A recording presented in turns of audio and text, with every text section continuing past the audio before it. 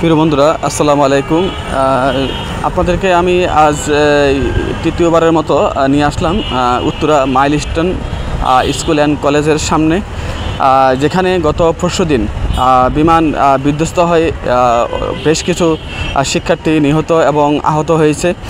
সেই পরিপ্রেক্ষিতে আজ তৃতীয় দিনের মতো মাইলস্টোন কলেজ এবং এর আশেপাশে কী অবস্থা আপনাদেরকে আমরা সেটা দেখানোর ব্যবস্থা করছি।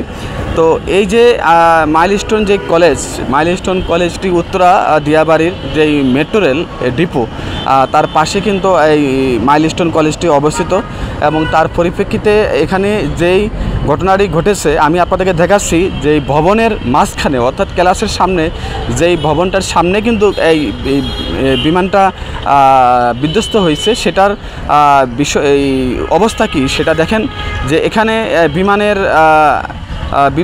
বিধ্বস্ত হওয়ার পর যেখানে আগুন ধরে যায়, অনেক শিক্ষার্থীদের যে চেয়ার টেবিল পুড়ে যায় তার অবস্থা কিন্তু এখানে কিন্তু ছড়িয়ে ছিটিয়ে পড়ে আছে। এবং এই ভবনটির যে গ্লাস দেখতে পাচ্ছেন, এখানে গ্লাস ছিল, তবে গ্রিল এখানে ভাঙা যায়নি। এখানে ভিতরে যা আছে সব কিছু কিন্তু পুড়ে গেছে। এখানে যা আছে সব কিছু পুড়ে গেছে, ভিতরে চেয়ার টেবিল কাগজপত্র বই খাতা সব কিছুই পুড়ে গেছে। এখানে অবশিষ্ট কিছুই নেই।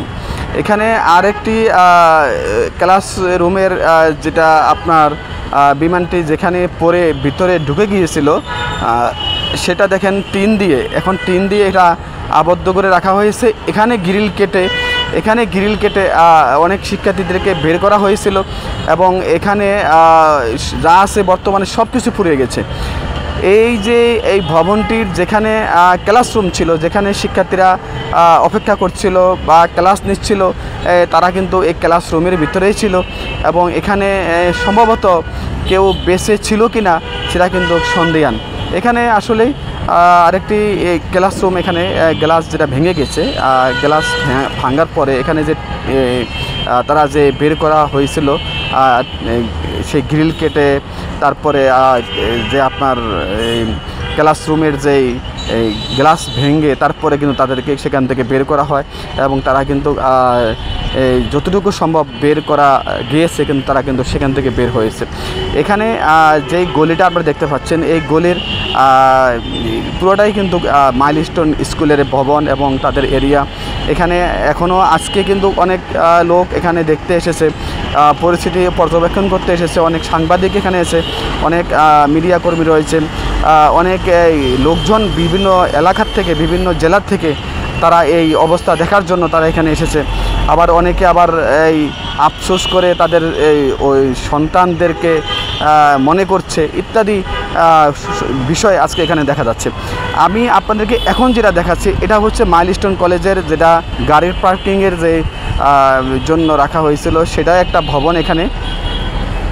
এখানে পাশাপাশি যেই ডানে এবং বামে যা দেখতে পাচ্ছেন এটা কিন্তু পুরোটাই মাইলস্টোন কলেজের। এটা হচ্ছে মাইলস্টোন কলেজের যেই আপনার শিক্ষার্থী রয়েছে তাদেরকে আনা নেওয়ার জন্য যে বাসগুলো এখানে কিন্তু সেই বাসগুলো থাকে।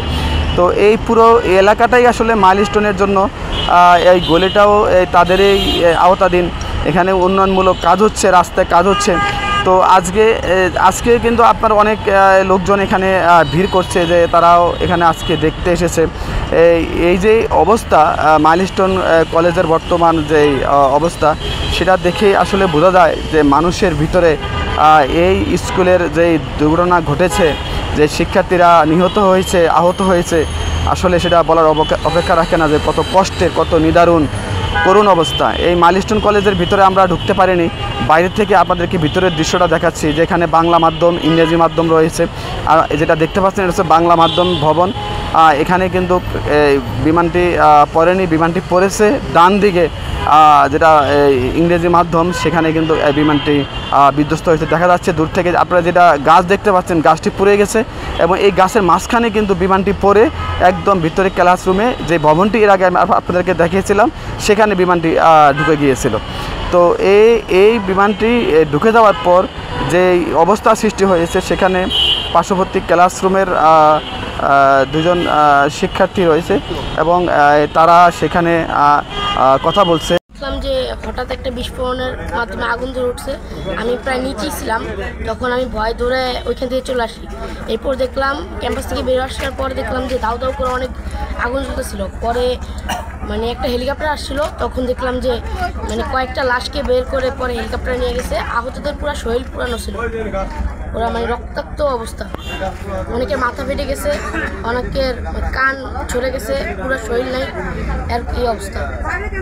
ওই সময় বাচ্চাদের হয়তো লাস্ট পিরিয়ড, এই সময় এই মজার প্লে এরকম ক্লাসগুলো হয়ে থাকে সম্ভবত। ওই সময় অনেক ছাত্ররা ছিল বারান্দা, ওইখানে অনেকেই ছিটে পড়ে গেছে। না, আমি ওইখানে ছিলাম না, আমি অন্য ক্যাম্পাসে ছিলাম। মানে ওইখানে আমি আর দাঁড়াইছিলাম, তখনই বিকট শব্দ শুনে আমি ওইখানে চলে আসি ভয়। না, ওইখানে আমাদের ক্লাসে সবাই সেভ আছে। তোমার বাড়ি কোথায়? আমার বাড়ি এখানে সামনে। এই স্কুলে সম্ভবত আমাদের ক্লাসে আছে প্রায় 40 জনের উপরে। প্রতি ক্লাসে 40 জন থাকে? জি, কিন্তু সম্ভবত কমই থাকে, 30 জন, 35-30 এরকম। আমি দেখছি যে প্লেন একদম খাড়াখাড়ি এসে একদম মাটিতে গিয়ে বিস্ফোরিত হয়েছে, তারপর ক্লাসের মধ্যে পরে কিভাবে বেরিয়েছিল? আমরা তো ওই ক্যাম্পাসের না, আমরা এই পাশে, ওটা প্লেনটা পড়ছে ঠিক ওই পাশে, মানে আমার ক্যান্টিন ভবনের পাশে বিল্ডিংটাই, দোতলা বিল্ডিং। এখন তোমাদের বক্তব্য কি? তোমরা আসলে কি চাও বা কি অবস্থা? হ্যাঁ, এটা চাই আমাদের উপরে দিয়ে যেন যুদ্ধ বিমান যেন না চলে, এটা আমরা চাই। হ্যাঁ, এইসব যদি বন্ধ হয়ে যায় তাহলে ভালো হয়, কারণ এখানে অনেক মানুষ মারা যাবে। আমি জানি যে এই প্লেনটা অনেক দ্রুত চলে, এই প্লেন এখানে ওরার কোনো ইয়ে নাই। আমাদের আজকের শেষ নিবেদন সেটা হচ্ছে যারা নিহত হয়েছে আমরা তাদের রুহের মাগফিরাত কামনা করছি, এবং সেই সাথে যারা আহত অবস্থায় বিভিন্ন হাসপাতালে রয়েছে আমরা তাদের আশু রোগমুক্ত এবং সুস্থতা কামনা করছি। আল্লাহ তাদেরকে সুস্থতা দান করেন এবং সংশ্লিষ্ট কর্তৃপক্ষ সেই ব্যবস্থা নেওয়ার জন্য আমরা অনুরোধ করছি। ধন্যবাদ সবাইকে। আসসালামু আলাইকুম।